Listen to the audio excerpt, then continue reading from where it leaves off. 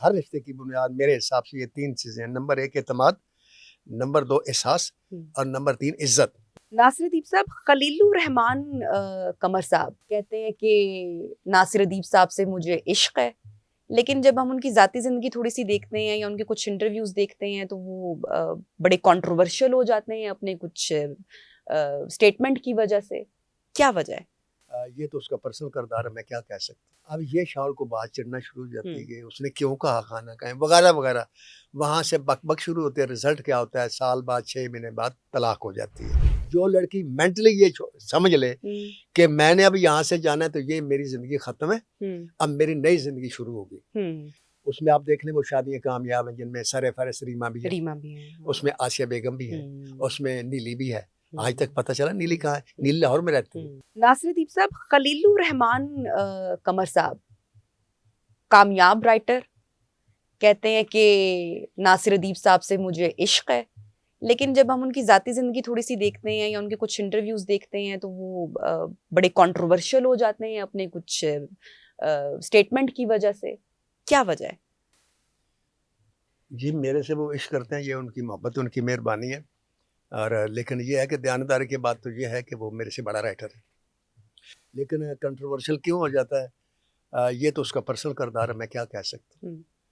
मुझे उसकी मुझे ज़ाती ज़िंदगी, क्योंकि उसके जो बयानात होते हैं, देखिए सुनी-सुनाई भी बातें होती हैं कुछ और लोग करते हैं, उसको उछालते हैं।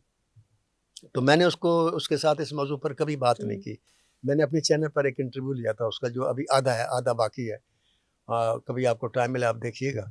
तो उसमें मैंने उसकी ज़िंदगी के हर शोबे को छेड़ा है, लेकिन मैंने उसके किरदार पर कोई सवाल नहीं किया।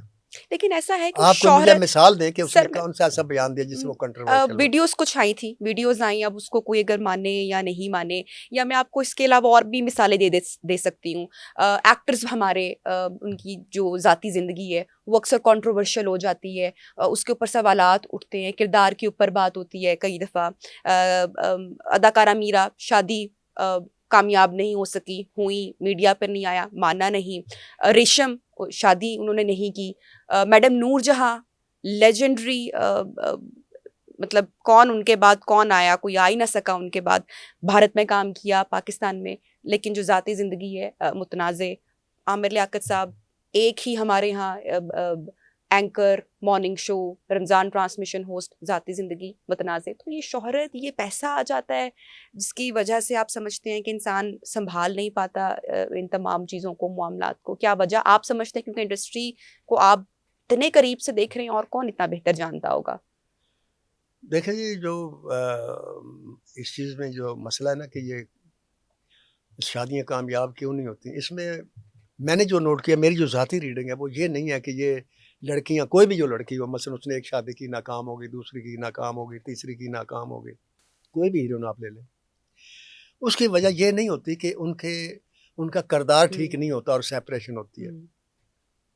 वजह ये होती है कि जो उनसे शादी करता है ना, पहली बात तो ये है कि शादी करने की बुनियाद होती है 3 चीज़ें, वरना हर रिश्ते की बुनियाद मेरे हिसाब से ये 3 चीज़ें हैं। नंबर 1 एतमाद, नंबर 2 एहसास और नंबर 3 इज़्ज़त।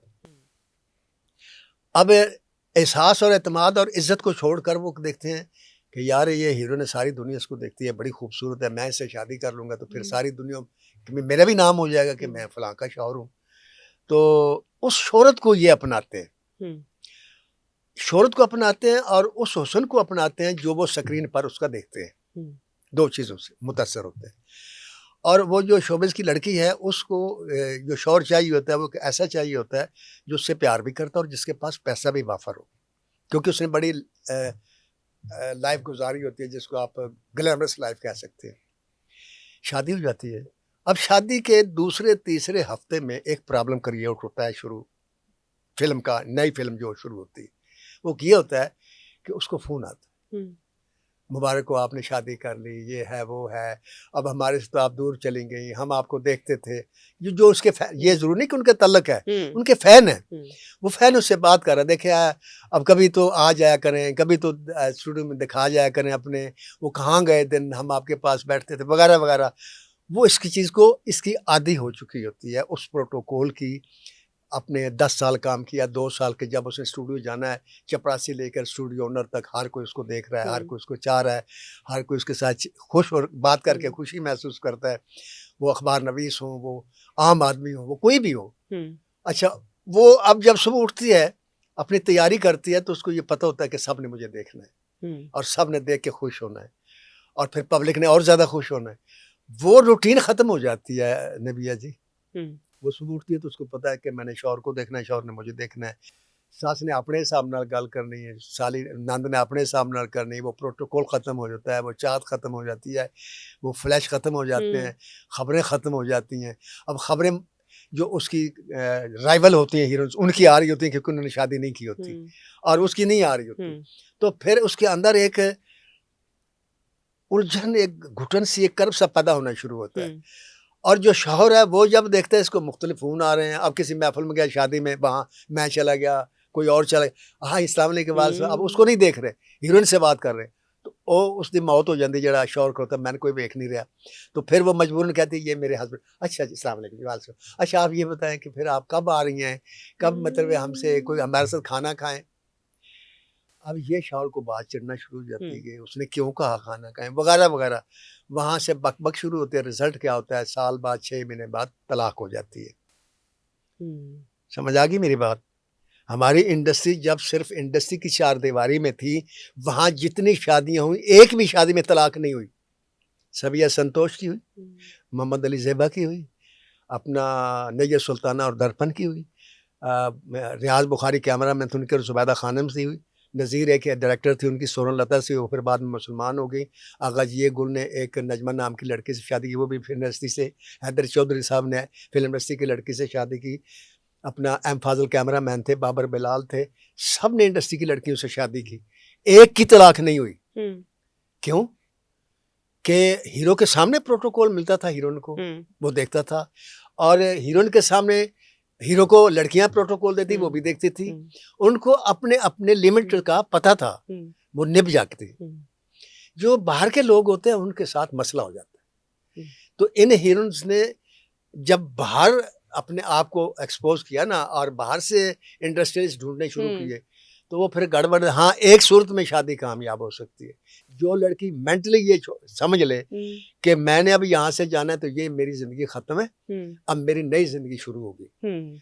उसमें आप देख लें वो शादियाँ कामयाब हैं जिनमें सरे फरस रीमा भी है, उसमें आसिया बेगम भी है, उसमें नीली भी है। आज तक पता चला नीली कहाँ है? नीली लाहौर में रहती है, किसी को नहीं पता कहाँ रहती, अपने बच्चों के साथ खुश है। इसी तरह एक नजमा नाम की लड़की थी, वो भी बटेरे से शादी करके वापस नहीं आई, किसी खबरों में नहीं आई, उसने ये सोचे नहीं कि मैं खबरों में भी आऊँगी। इस तरीके से शादी कामयाब हो सकती है। और अगर जो लड़की ये जहन में रखे, और फिर यह कि जिन्होंने शादी की उन्होंने भी ये सोच कर शादी की कि मैंने इसी के साथ जिंदगी गुजारनी, वो मैंने वो लाइफ नहीं देखनी, वो कभी नहीं। बहुत सारी खवातीन ऐसी भी हैं जिन्होंने शादी की और नाकाम हो गई, फिर वो इंडस्ट्री में भी नहीं आई। बाबरा शरीफ साहिबा के जो दीवाने या जो उनकी फैन फॉलोइंग थी, हमने अपने बड़ों से भी सुना, खुद भी देखा, स्टडी भी किया कि उनकी आज भी फैन, उनकी फैन फॉलोइंग आज भी फैन है। मैं खुद उनका बहुत बड़ा फैन हूँ, क्योंकि उस जैसे वो वाहिद आर्टिस्ट है जो सबिया खानम से भी आगे गई। वाहिद आर्टिस्ट है जिसका ना कद था हीरोइन वाला। आप आज भी देख ले, सबिया खानम और बाबरा शरीफ दो ऐसी लड़की थी जो कद में छोटी थी हीरो से, हर हीरो से। लेकिन कभी एहसास हुआ आपको उसकी परफॉर्मेंस थी? मोहम्मद अली साहब के साथ उसने काम किया, सलाखी आप देखे फिल्म उठा के, हसन नस्की साहब की। तो बाबरा वो लड़की है जिसको हिंदुस्तान के जो लोग हैं वो भी चाहते हैं कि हमारी फिल्म में काम है। मैंने फिल्म लिखी इंडिया की, तो उसके प्रोड्यूसर ने कहा कि यार बाबरा शरीफ हमारी फिल्म में आ सकती है। मैंने कहा नहीं, उसने काम छोड़ दिया।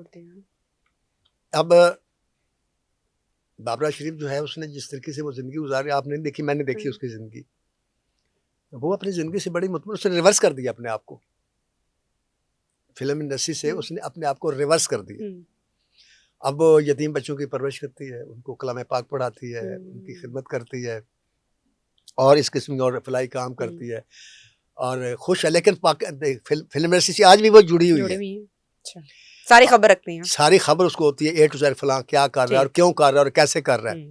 लेकिन उसने ये कभी ख्वाहिश नहीं की कि मैं जाके किसी टॉक शो में या किसी हाँ, वगैरह में कभी जाऊँ नजर और नहीं आई, करूँ, हाँ, अपने आप को एक्सपोज करूँ, नॉट एट नहीं, ऑल।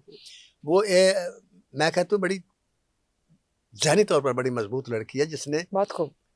एकदम अपने आप को इधर करके उधर अपने आप को माइंड सेट किया है।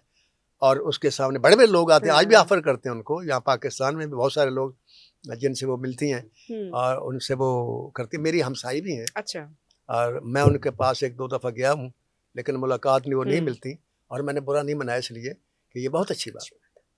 और हमें कोई राइट नहीं पहुंचता कि जिस जगह, क्योंकि जिस जगह वो है ना, वो जगह जिस काम में है, ये इस रास्ते में रास्ता बहुत अच्छा है, वो रास्ता अल्लाह की रज़ा की तरफ जाता है, तो उस रास्ते से इधर उधर करना भी एक जुर्म है। बिल्कुल ठीक।